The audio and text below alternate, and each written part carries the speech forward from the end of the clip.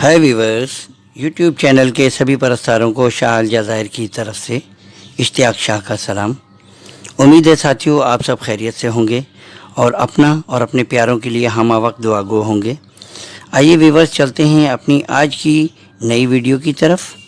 पहले की तरह ये भी एक नसीहत आमोज़ सच्चा वाक़या है। ज़ुबैर मेरा बहुत ही अच्छा दोस्त था।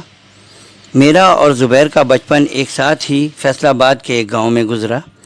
मेरे वालिदैन काफ़ी पहले ही कराची मुंतकिल हो चुके थे, मगर ज़ुबैर बदस्तूर गांव में ही रहा। गांव में रहने के बावजूद उसका पहनना ओढ़ना डील डॉल कहीं से वो देहाती नहीं लगता था और पढ़ा लिखा तो था ही। इसके साथ साथ वो बहुत निडर, बेबाक और बला का फ़ाइटर था। ज़ुबैर की बहन की शादी कराची में हुई, जिसकी वजह से वो अक्सर कराची आ जाया करता था और इसी बहाने हम दोस्तों से भी मुलाकात हो जाया करती थी। ज़ुबैर उन दिनों बैचलर था और वो नहायत खूबरू नौजवान था।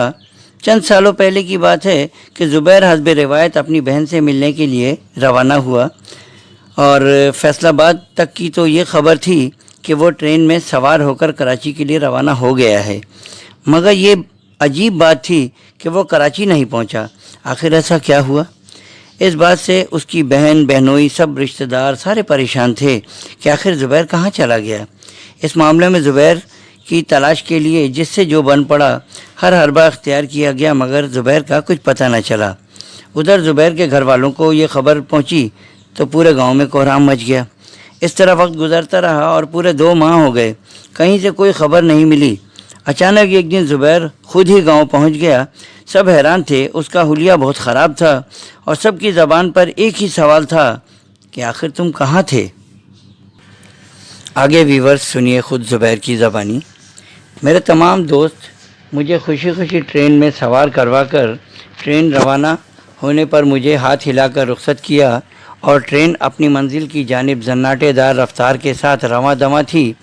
मेरी सिंगल सीट थी, खिड़की की साइड वाली, जहाँ से मैं तमाम मनाजिर से खूब महजूज हो रहा था और अपने प्यारों से मिलने की खुशी में बेचैन था। इसी तरह सफ़र कटता रहा। ट्रेन हैदराबाद स्टेशन पर रुकी। वहाँ से एक पक्की उम्र का सूटेड बूटेड शख्स ट्रेन में सवार हुआ, मेरे सामने की वाली सीट पर बैठ गया। कुछ देर तो वो शख्स खामोश रहा, फिर थोड़ी थोड़ी बातें करने की कोशिश करने लगा। मैं ख़ुद भी बड़ा बातूनी था, इस वजह से मुझे बड़ा मज़ा आया। वो बड़ी दिलचस्प बातें करने वाला शख्स था। उसे भी कराची ही आना था। रास्ते में उसने मुझसे बहुत सारी बातें पूछ लीं। कहाँ रहते हो, कहाँ से आए हो, कौन लोग हो, किसके पास रहते हो, वगैरह वगैरह। फिर थोड़ी ही देर में ट्रेन कराची स्टेशन पर रुकी। मैंने अपना बैग उठाते हुए उस शख्स से अलविदाई मुलाकात करनी चाहिए, मगर वो तो जैसे मुझे छोड़ने को रवादार ही न था। कहने लगा, अरे मियाँ साथ ही चलते हैं, मेरा ड्राइवर बाहर वेट कर रहा है और हमें एक ही रास्ते तो जाना है। थोड़े से तकल्लुफ़ के बाद मैं उसकी बात मान गया। जब बाहर आए तो वाकई एक पेंडू सा सिंधी ड्राइवर भाग कर आया और सलाम किया। फिर उसने हम दोनों के बैग उठा लिए और गाड़ी की तरफ चल पड़ा। खूबसूरत सफ़ेद कलर की टोयोटा कोरोला हमारी मुंतज़िर थी। ड्राइवर तो ड्राइविंग सीट पर बैठ गया और हम दोनों पीछे की सीट पर। अभी थोड़ी ही दूर गए थे कि ड्राइवर ने सिंधी ज़बान में कुछ कहा उस आदमी से, तो उसने मुझसे कहा, इसका कोई कज़न है रास्ते से, उसे भी लेना है।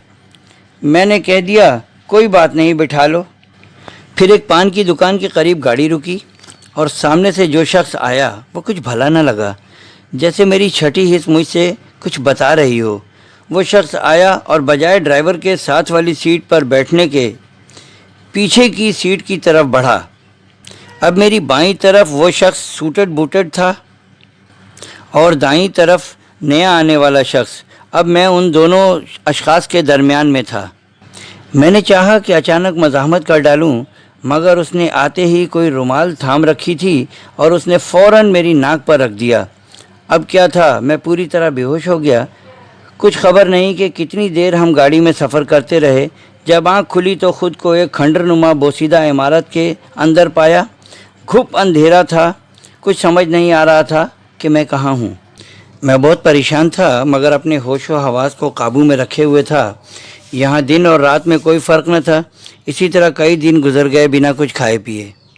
फिर एक दिन किसी गाड़ी के रुकने की आवाज़ सुनाई दी और कुछ लोगों की सरगोशियाँ भी।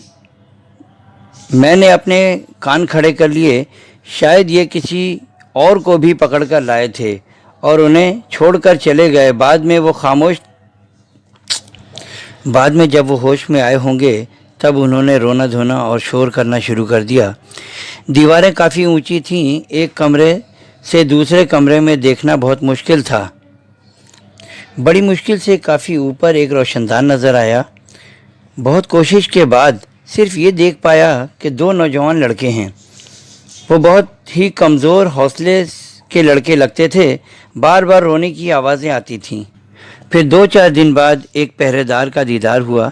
उसके हाथ में असला था और उसने दरवाज़ा खोलकर सूखी रोटियां और थोड़ा सा पानी दिया। मैंने तो इसे ही गनीमत जाना, खुदा का शुक्र अदा किया। यही सिलसिला काफ़ी दिनों तक चलता रहा। ये बात समझ नहीं आ रही थी कि हमें किस मकसद के लिए यहाँ बंद रखा है। आखिरकार एक दिन हिम्मत करके अल्लाह से मदद मांगी और दिल में ठान लिया या तो ज़िंदगी या फिर मौत, और ज़ोर ज़ोर से शोर मचाने लगा, मुझे बाहर निकालो, मुझे वॉशरूम जाना है, और ज़ोर ज़ोर से दरवाज़ा खटखटाने लगा। इस पर बराबर वाले कमरों में मौजूद लड़कों को भी इस बात की खबर हो गई और मैं यही चाहता था कि मेरी मौजूदगी का इल्म उन्हें हो जाए।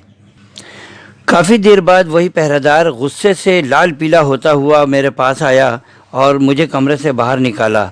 अंदर ही अंदर कुछ दूर में वॉशरूम था, वहाँ ले गया और अपनी गन मुझ पर ताने रखी और कहा, अगर ज़रा भी कोई हरकत की तो गोली मार दूंगा।